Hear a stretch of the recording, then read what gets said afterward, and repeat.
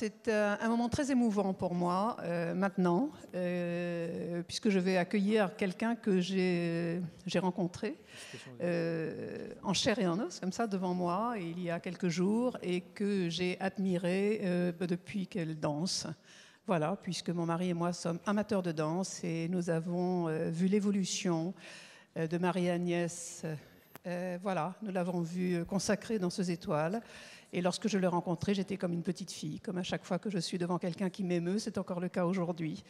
Marie-Agnès Gillot, j'ai le plaisir de vous accueillir. Et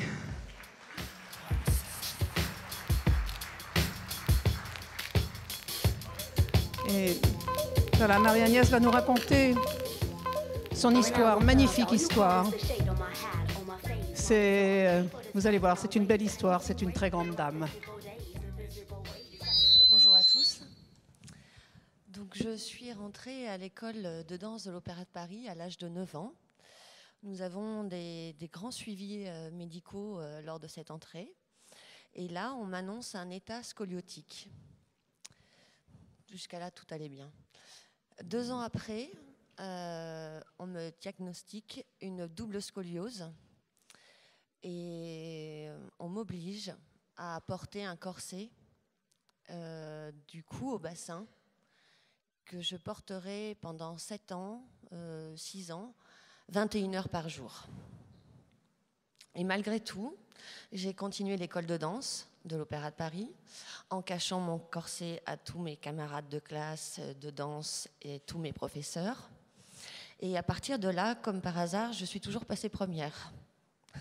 Tous les concours de danse, je ne sais pas, cet handicap m'a donné une rage. Je ne voulais absolument pas le montrer, je ne l'acceptais pas.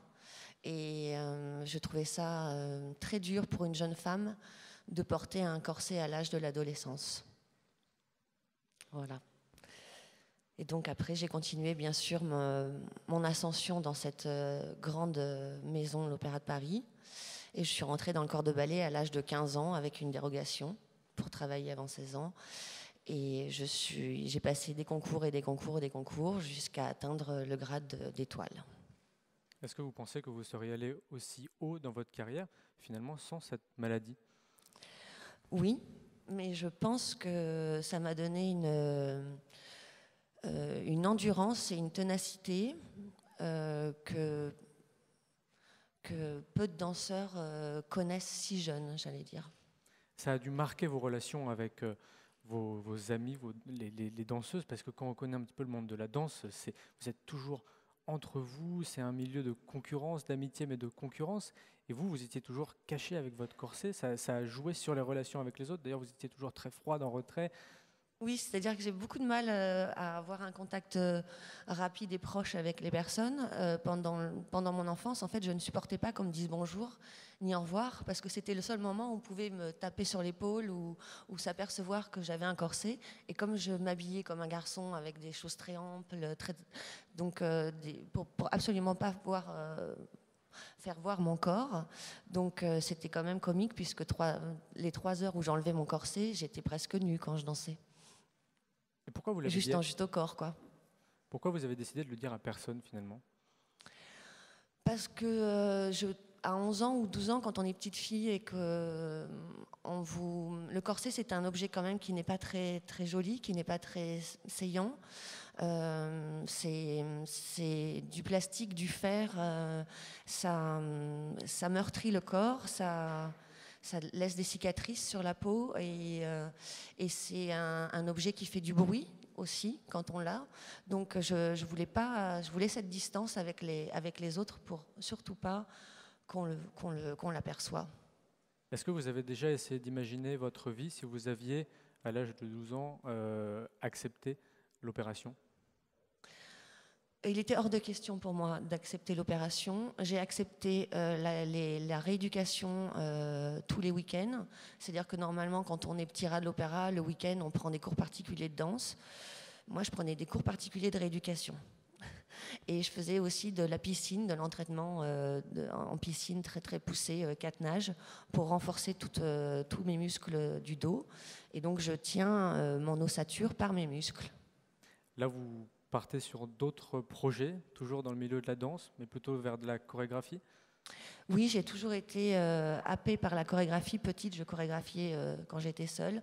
C'était d'ailleurs ma première passion de la mise en scène, de mettre mes camarades entre deux chaînes. Déjà, c'était les coulisses pour moi, et je les mettais dans les jardins, je faisais de la mise en scène.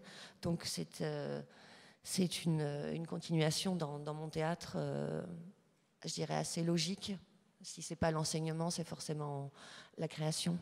S'il y avait aujourd'hui un message à faire passer, une leçon à tirer de toute votre expérience? Je pense qu'il faut avoir le courage de ses ambitions, toujours, malgré tout et malgré tout handicap, tout souci. Toujours garder le courage de ses ambitions, savoir où on veut se positionner. Et Marie-Agnès, je vais... Allô? Oui. Est-ce qu'il y a une chose que vous avez... On m'entend? Allô? Allô? Oui. Est-ce qu'il y a une chose que vous n'avez pas fait, que vous n'avez pas faite par manque de courage dans votre carrière? De courage? Par manque de courage. Non. Vous avez toujours eu le courage de Ouais. mener à bien toutes vos actions. J'ai une autre question. Est-ce que l'on parvient à garder les pieds sur terre lorsqu'on a la tête dans les étoiles? On garde les pieds sur pointe. Très belle répartie, merci. Alors j'en ai une autre. J'en ai donc une deuxième. On met quoi en rentrant le soir? Oh, excusez-moi. On met quoi en rentrant le soir lorsqu'on passe sa journée en chaussons? On met rien. Eh bien, très bien. Merci beaucoup, Marie-Agnès Gillot.